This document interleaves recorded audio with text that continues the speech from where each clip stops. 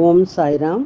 ஸ்ரீ சாயின் ஆசீர்வாதத்துடன் ஸ்ரீ கோவிந்த் ரகுநாத் தபோல்கர் என்ற ஹேமாத்மன் இயற்றிய ஸ்ரீ சாய் சச்சரித்திர கிரந்தத்தின் அடிப்படையிலே தொகுத்து மூல மராத்தியிலே விரிவுரையுடன் இயற்றிய தைந்தின் சாயிபோத் பேராசிரியர் டாக்டர் சீதாராம் கணேஷ் தேசாய் அவர்கள்.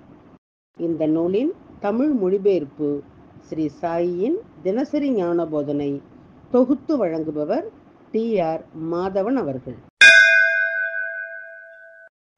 பிரார்த்தனை. சமர்த்த சாயி, இச்சிறு மந்திரம் புனிதமான ஜெயமருளும் மந்திரம். இது இனிய பக்த பாவ மோக்ஷ சூத்திரம். அவரது புனித வாழ்க்கை வரலாறு மதுரம். சாய்நாதர் கடவுள் பக்தியுள்ளவர், தர்மத்தை பின்பற்றும் பிரபஞ்ச பாலகர். இப்போது இவர் வாழ்க்கை வரலாற்றை பாடுங்கள். மன அமைதியை பேணுங்கள். ஈஸ்வர் அல்லாஹ் ஒருவரே கூறுவார், கடவுளில் வேறுபாடு இல்லை என்பார். சாய்ராம் உங்கள் அன்பான சொற்கள், பக்தியும் மரியாதையும் அருளும் வார்த்தைகள். ஓம் ஸ்ரீ சாய்ராம். ஸ்ரீ சச்சிதானந்த சத்குரு சாய்நாத் மகாராஜ் கி ஜெய். ஓம் சாய்ராம். ஸ்ரீ சாயினுடைய இன்றைய ஞான போதனை அத்தியாயம் 16 ஓவி 28. இல்லை, எனக்கு வேறு ஒன்றும் குறைவில்லை. நான் பிரம்ம ஞானத்தை மட்டுமே கேட்பேன். இந்த வளத்தை எளிதாக கிடைத்தால் நான் அதிர்ஷ்டசாலியாவேன். விளக்கம்.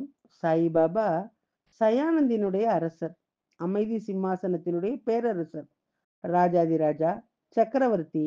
அவர்கள் பிரிக்கப்படாத பக்தி மற்றும் நிம்மதியினுடைய நிலையினுடைய இருபுறமும் நின்று அவர்கள் மீது ஒரு மந்திரத்தை செலுத்துகின்றார்கள். சுயமரியாதையும் தற்போதைய எதிர்பார்ப்புகளும் அவர்களை ஊக்குவிக்கின்றன. சுய உணர்வு என்பது ஒரு போர்வையுடன் இருக்கும் ஒரு நிலை. போர்வையுடன் இருப்பதிலே அமைதி இருக்கிறது. மாயை, பற்று, காமம், கோபம் போன்றவை 6 உலகங்களிலும் ஒரு கணம் கூட நிலைத்திருக்க முடியாது. இந்த சாயி கூட்டத்தினுடைய மகத்துவத்தை நாம் எவ்வாறு விவரிக்க முடியும்? 4 வேதங்கள், 6 சாஸ்திரங்கள் மற்றும் 18 புராணங்கள் இங்கு முக்கிய நூல்களாகும். பிரகாசமான நிலவொளி இங்கே பிரகாசிக்கின்றது. மகிழ்ச்சி இங்கும் பரவியுள்ளது. பற்றின்மை, பக்தி, தூய அறிவு, கேட்டல், தியானம், சுயசிந்தனை மற்றும் உணர்தல் இவை 8ம் முக்கிய தந்தையர்களின் சேவையிலே ஈடுபட்டுள்ளன. அமைதி மற்றும் நல்லிணக்கத்தினுடைய தெய்வீக ரத்தினம் அவற்றின் அழகிலே பிரகாசிக்கின்றது. அவரது இனிமையான பேச்சு வேதாந்த கடலிலே அமிர்த அலையை போன்றது. அவரது கைகளிலே அறிவு என்ற வாளினுடைய கூர்மையான முனை தாக்க தயாராக இருப்பதைக் கண்டு வாழ்க்கை எனும் மரம் நடுங்குகின்றது. ஏ சாய் மகாராஜ், நீங்கள் அழிவில்லாதவர், யோகத்தினுடைய ராஜா, நல் ஒழுக்கம் போன்ற குணங்களால் நிறைந்தவர். அறியாத மக்களுக்கு தர்மத்திற்காக அறிவை வழங்க மனித வடிவத்தை எடுத்துள்ளீர்கள். நீங்கள் சாய்பாபாவுக்கு பூக்களையோ அல்லது இலைகளையோ பக்தியுடன் சமர்ப்பித்தால் அவர் அவற்றை மிகுந்த அன்புடன் ஏற்றுக்கொள்கின்றார். ஆனால் நீங்கள் அதை அவர்களுக்கு பெருமையுடன் கொடுத்தால் அவர் உங்களை விட்டு விலகி விடுவார். உண்மையான மகிழ்ச்சியினுடைய கடலாக இருப்பவர்கள் வெளிப்புற சிகிச்சைக்கு எவ்வளவு மரியாதை செலுத்துவார்கள்? பாபா அடிக்கடி தனது பக்தர்களிடம் அதிக புத்திசாலியாக மாறுவதில்லை எந்த பயனும் இல்லை, நீங்கள் உங்கள் பெரியவர்கள் சொல்வதை கேட்க வேண்டும் என்று கூறுவார். 3 உலகங்களிலும் குருவை விட பெரிய மன்னர் யாரும் இல்லை. குருவை சிந்தாமணியுடன் ஒப்பிட்டால் சிந்தி எவ்வளவு கொடுக்கிறாரோ அதே அளவுக்கு சிந்தாமணியும் கொடுக்கின்றது. ஆனால் குரு கேட்காதவற்றையும் தருகின்றார். கல்பக விருட்சம் கற்பனையான விஷயங்களை மட்டுமே தருகின்றது. ஆனால் குரு கற்பனை செய்ய முடியாத விஷயங்களையும் தருகின்றார். பிரம்ம ஞானத்தை நாடுபவர்களை பாபா எவ்வாறு திருப்திப்படுத்துகின்றார்? தெய்வீகத்தை பற்றி தனது பக்தர்களுக்கு கற்பிக்கின்றார் என்பது ஒரு சிறந்த பாடமாகும். பல பக்தர்கள் குழந்தைகள், அகண்ட ராஜ்யம், செல்வம் ஆகியவற்றை கேட்கின்றார்கள்.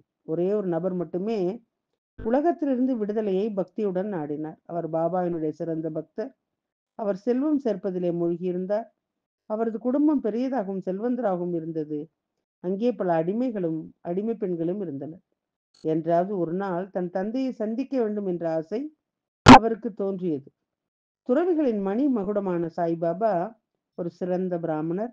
அவர் பாபாவின் பாதங்களிலே தலையை வைத்து அவரிடமிருந்து பிரம்ம ஞானத்தை அடைய முடிவு செய்தார். அதை எளிதாக அடைய முடிந்தால் தனக்கு ஆசீர்வாதம் கிடைக்கும் என்று நினைத்தார். குறிப்பு: பேராசை கொண்டவர்களுக்கு நீதி நூல் கிடைப்பது கடினம். ஓம் ஸ்ரீ சாய்ராம். ஸ்ரீ சாயினுடைய தினசரி மற்றொரு ஞான போதனை அடுத்த தொடரிலே கேட்கலாம். சாயியை பணிவோம். சாந்தி நிலவட்டும். ஓம் சாய்ராம். श्री सच्चिदानंद सद्गुरु साईनाथ महाराज